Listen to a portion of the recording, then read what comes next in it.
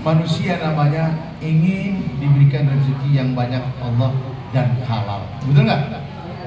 Nah, kalau rezeki itu pengen dapat dengan mudah yang Allah berikan kepada kita, kita harus melakukannya dengan ada 7 hal. Nah, kalau kemarin di sana kita akan diberikan kemurahan rezeki dengan melaksanakan beberapa hal. Kemarin apa Bu? Masalah apa kemarin? Bagaimana Allah akan mengasihi kalau sementara kita masih berbuat maksiat, ya kan, kurang taat kepada Allah. Nah, ini yang pertama, kalau ibu mudah didatangkan rezeki oleh Allah, diberikan rezeki oleh Allah, yang pertama takwa dan tawakal. Takwa dalam pengertian apa? Takwa ini artinya melaksanakan segala perintah Allah, yang kemudian menjauhi segala larangannya. Perintahnya apa? Sholat, sholatnya harus benar dulu, ya Bu ya. Larangannya Bu juga ditinggal, yang ngapa-ngapain. Takwa itu perintahnya sholat yang bagus, yang benar, sesuai dengan rukun-rukunnya. Jangan cungkang-cengkung doang, asal gugur kewajiban. Tahu gugur kewajiban? Bacaannya nggak benar, ini nggak benar, udah yang penting udah 4 dah. Bapak repet kagak semenggah, ya kan? Benarkan ibadah sholatnya. Tawakal, ya kan? Takwa dan tawakal. Tawakal berserah diri. Yang pertama takwa dan tawakal, tulis boleh tuh. Yang kedua, memperbanyak istighfar dan tobat. Perbanyak istighfar dan tobat.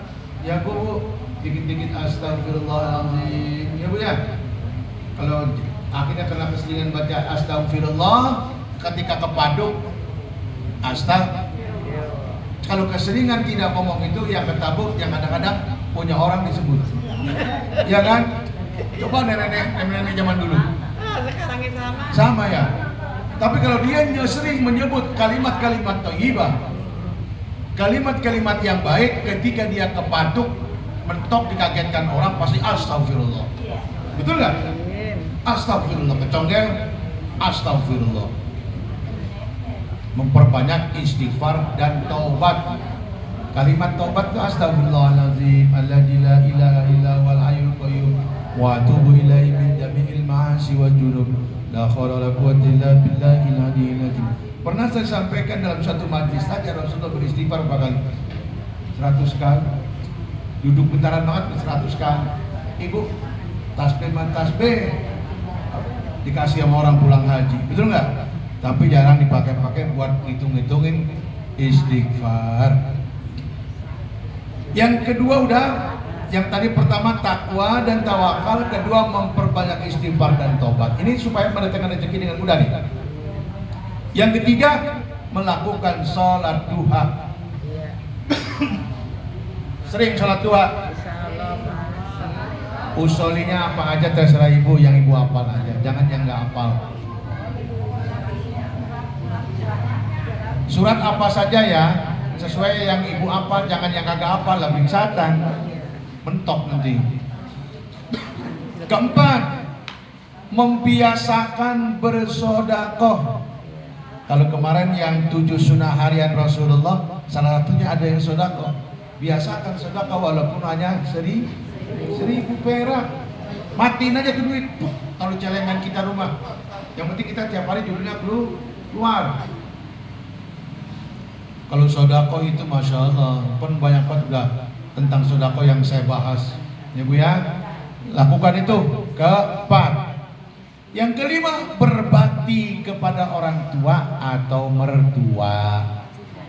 Pengen rezeki lancar. Kalau orang tua udah meninggal, kirimkan Fatihah, kirimkan bacaan-bacaan lain yang kira-kira nyampe kepada orang tua. Justru anak yang durhaka, anak yang tidak pernah ingat kepada orang tuanya, baik ketika dia masih hidup ataupun dia sudah mati. Durhaka tuh anak. Iya, nggak pernah ngirimin pisan orang tuanya.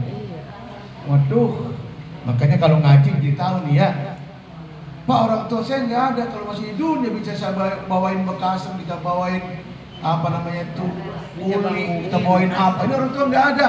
Kalau yang udah meninggal maka kita bacain Al-Quran. Ya Allah, saya baca Quran dari awal sampai akhir, saya niatkan pahalanya untuk orang tua saya yang udah meninggal. Sampai itu di sana bapak kita, ibu kita yang udah meninggal ketika dikirimin doa, dikirimin bacaan-bacaan Al-Quran, girang banget. Ya Allah, anak gua yang tadinya kuburannya sempit jadi terang, bikin dikasih lagi, besok dikirimin lagi bikin terang, dikirimin lagi bikin terang.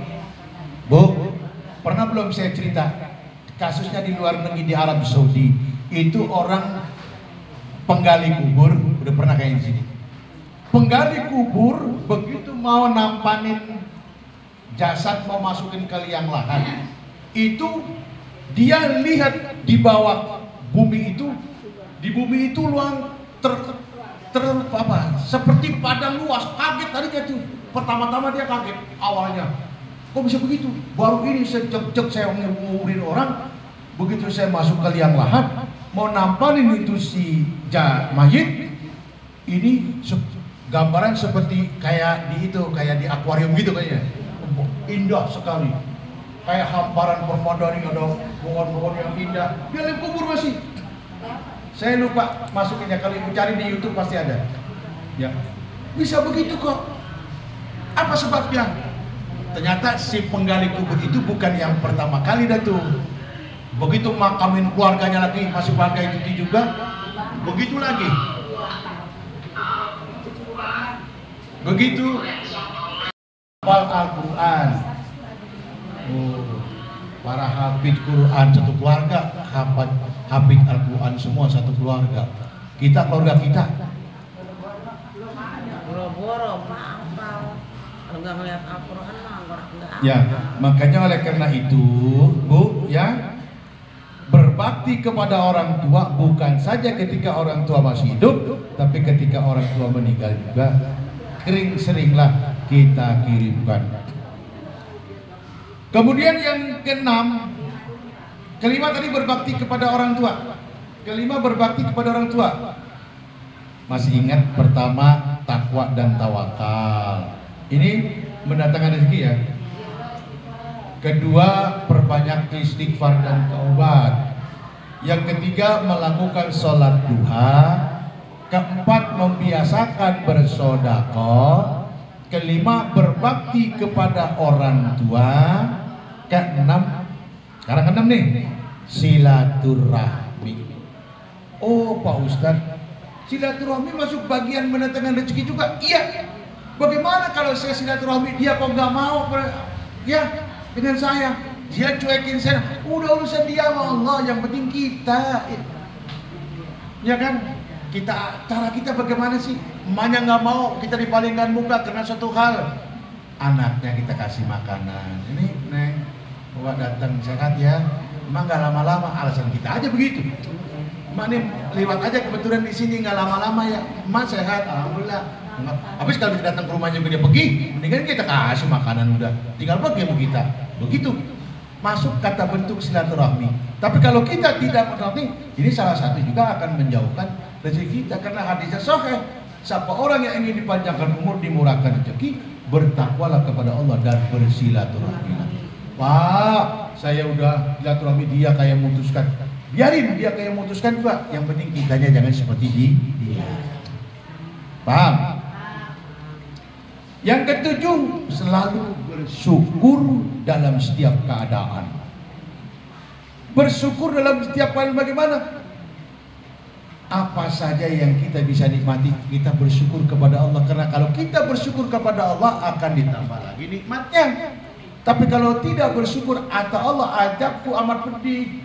La in syakartum la azidannakum wa la in kafartum inna adabi lasyadid. Kalau kau pandai bersyukur kepada aku, kata Allah, akan aku tambah nikmat itu. Tapi kalau kau ingkar, tidak mau bersyukur atas nikmat-nikmat yang telah kuberikan, awas, azabku amat pedih. Kalau dalam hadis qudsi, kalau kau tidak mau bersyukur atas segala nikmat yang telah kuberikan kepadamu, silakan cari Tuhan selain aku. Waduh, malabat Allah dan lah, kita hidup di kolong langitnya Allah. mencari orang langit mana lagi? Ya kan? Bersyukurlah kepada Allah. Nikmat, Pak, dapatnya cuma segini doang hari ini. Oh, syukuri. Lihatnya ke bawah kita, ada orang yang Masya Allah hidupnya masih ngontrak, sudah beranak-anak pinak.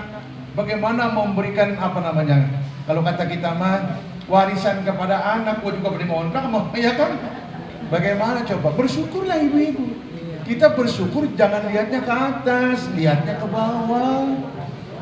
Kecil punya rumah. Iya, biar kecil-kecil punya rumah, kagak ngontrak, ya nggak? Yang punya kontrakan bersyukur, walaupun kontrakan dikit kayak maler. Belum bayar kayak Iya kan? Daripada ada dia kontrakan banyak, oh macam-macam udah.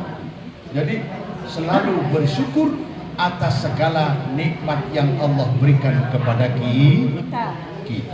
Dari tanggal 1. Ya Bu ya, bersyukur kepada Allah. Untuk bab nikah sampai